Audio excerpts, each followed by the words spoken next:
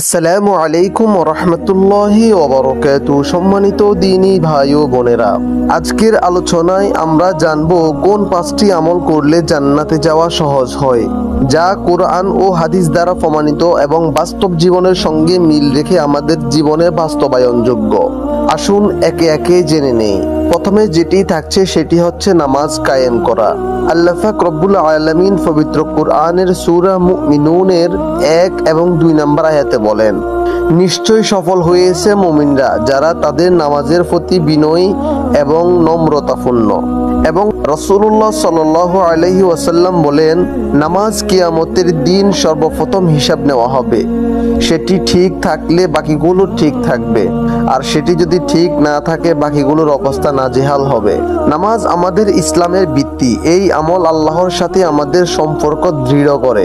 যিনি নিয়মিত নামাজ আদায় করেন তার জন্য জান্নাতের দরজাগুলো সহজ হয়ে যাবে ইনশাআল্লাহ। দ্বিতীয় নম্বরে যেটি থাকছে সেটি হচ্ছে পিতামাতার সাথে সদ্য ব্যবহার। আল্লাহ পাক রব্বুল আলামিন পবিত্র কোরআন শরীফের সূরা লুকমানের 14 নম্বর আয়াতে বলেন, আমি মানুষকে তার পিতামাতার প্রতি সদ্য ব্যবহার করতে নির্দেশ দিয়েছি। এবং রাসূলুল্লাহ সাল্লাল্লাহু আলাইহি ওয়াসাল্লাম ইরশাদ করেন, তোমার পিতামাতা বেঁচে থাকাকালীন তাদের সেবায় জান্নাত খুঁজে নাও। সহিহ বুখারী শরীফের 5973 নম্বর হাদিস। আজকের সমাজে আমরা অনেক সময় পরিবারকে উপেক্ষা করি, অথচ পিতা মাতার খেদমত জান্নাতের সহজ রাস্তা। তাদের সন্তুষ্টি মানেই আল্লাহর সন্তুষ্টি। আল্লাহ আমাদেরকে আমল করার তৌফিক দান করুক। তৃতীয় নম্বরে যেটি থাকছে সেটি হচ্ছে ভালো চরিত্র গঠন করা।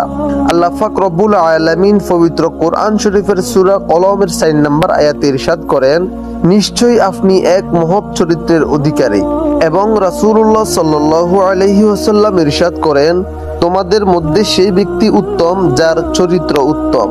তিরমিজি শরীফের 2003 নম্বর হাদিস। অনেকেই ইবাদত করে কিন্তু রাগ, হিংসা ও অহংকার থেকে মুক্ত নয়।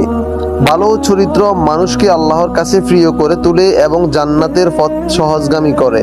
4 নম্বরে যেটি থাকছে সেটি হচ্ছে গোপনে দান করা। আল্লাহ পাক রব্বুল আলামিন পবিত্র কোরআন শরীফের সূরা বাকারার 274 নম্বর আয়াতে বলেন, যারা রাতে ও দিনে গোপনে ও প্রকাশ্যে দান করে তাদের জন্য রয়েছে তাদের প্রতিফলন। এবং রাসূলুল্লাহ সাল্লাল্লাহু আলাইহি ওয়াসাল্লাম ইরশাদ করেন, 7 শ্রেণীর একজন সেই ব্যক্তি যে ডান হাতে দান করে বাম হাতে তা জানে না।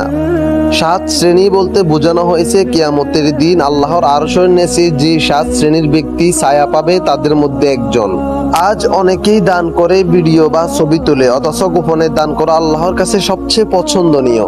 এটি রিয়ার বিপদ থেকে বাঁচায় এবং জান্নাতের এক বিশাল দরজা খুলে দেয়। 5 নম্বরে যেটি থাকছে সেটি হচ্ছে ক্ষমাশীল হওয়া। আল্লাহ পাক রব্বুল আলামিন সূরা নূরের 22 নম্বর আয়াতে বলেন, তোমরা কি চাও না যে আল্লাহ তোমাদের ক্ষমা করুক?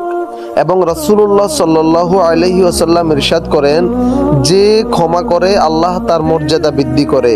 তিরমিজি শরীফের 2023 নম্বর হাদিস। ক্ষমা করা দুর্বলতা নয়, বরং তা এক মহান গুণ।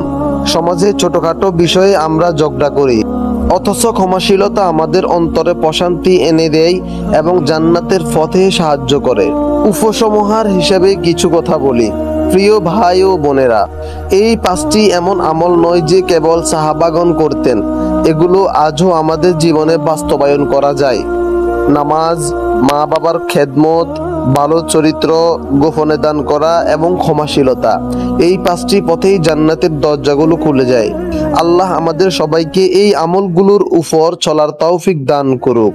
এবং এখানে বলে থাকা যেই সব বিষয়গুলো গুনাহের, আল্লাহ পাক সেইগুলো আমাদেরকে বর্জন করার তৌফিক দান করুক।